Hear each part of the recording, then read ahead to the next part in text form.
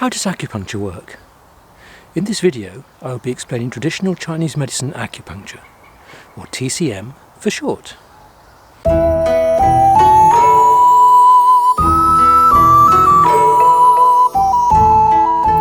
Throughout evolution, a resonance formed between each of the main organs and certain paths around the body.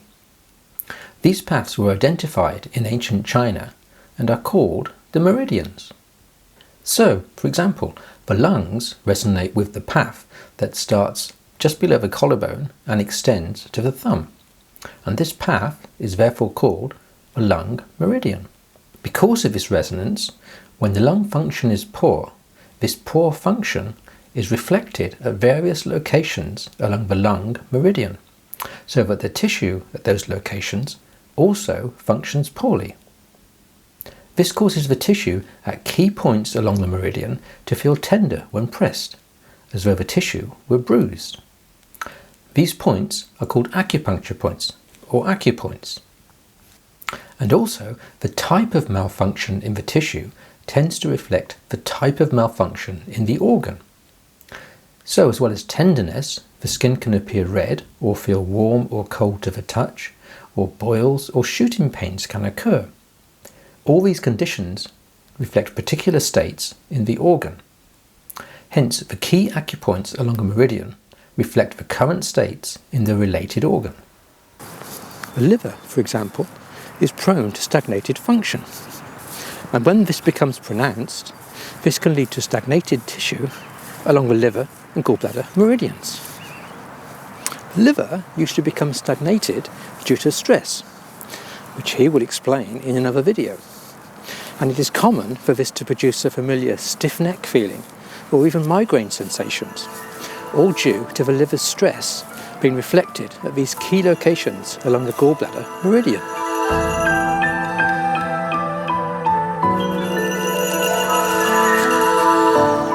So how does acupuncture correct the organ malfunction that produces such symptoms?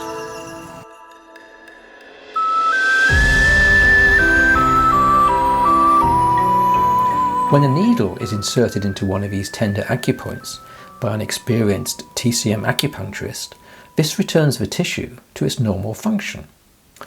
This can be directly seen most readily when the muscle tone in any location is too stiff. If an acupuncture needle is inserted into that muscle, the muscle immediately relaxes. That is, it returns to normal function. And due to the resonance between the related organ and that key acupoint, since the tissue at the acupoint has returned to normal function, this causes the related organ to also return to normal function. That essentially is how acupuncture works to correct organ malfunction.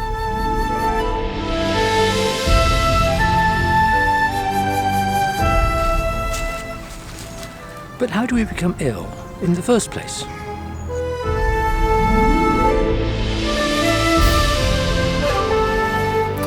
We have 5 main organs: the liver, lungs, heart, pancreas and kidneys.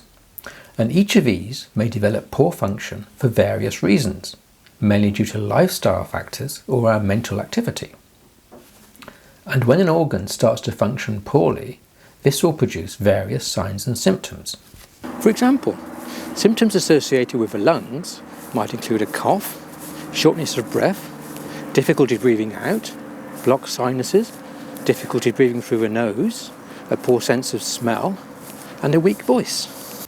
And when the lung function is treated with acupuncture, these symptoms would tend to clear, many of them within a few seconds. This is confirmed during treatment by the practitioner retaking your lung pulse. In Chinese medicine, we can detect the strength of each organ's function and also the type of its malfunction by feeling the pulses at your wrist, which he will explain in another video. I've also found it's common for patients to mention the improvement in their symptoms at the end of an acupuncture session, or sometimes during the session, commenting on how they can suddenly breathe more easily since a particular acupoint was used. Or at the end of a session, it might be evident to me that their voice is suddenly much stronger. and often when such patients return for a follow-up session, they might comment on how much stronger their sense of smell is, and that they now find the world almost too smelly. All the main organs are treated in this same way, which can address just about any signs and symptoms that people suffer, and I'll be covering all those in other videos.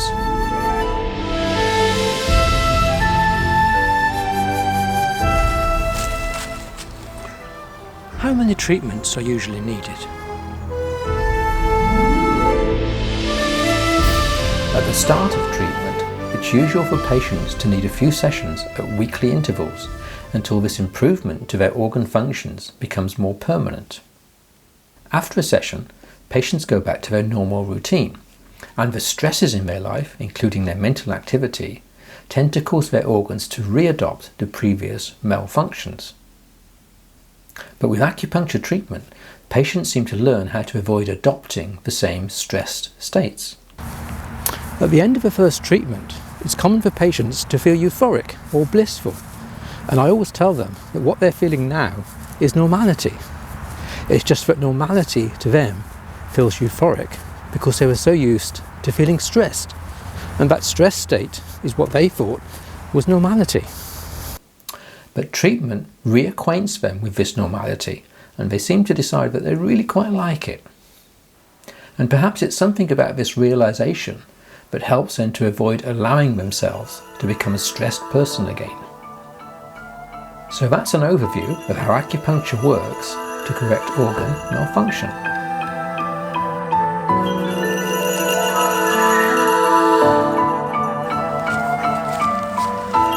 Well, that's all fascinating. How can I find out more?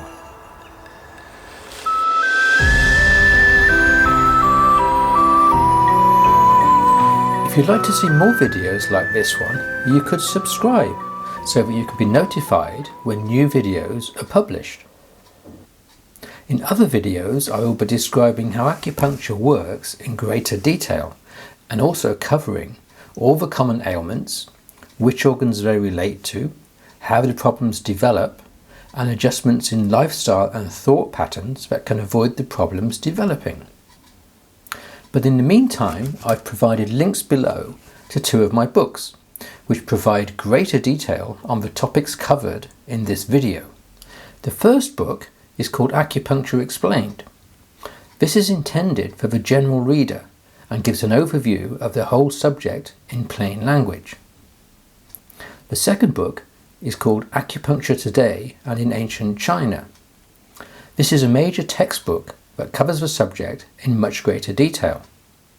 You can download several sample chapters free of charge by following the book's links below.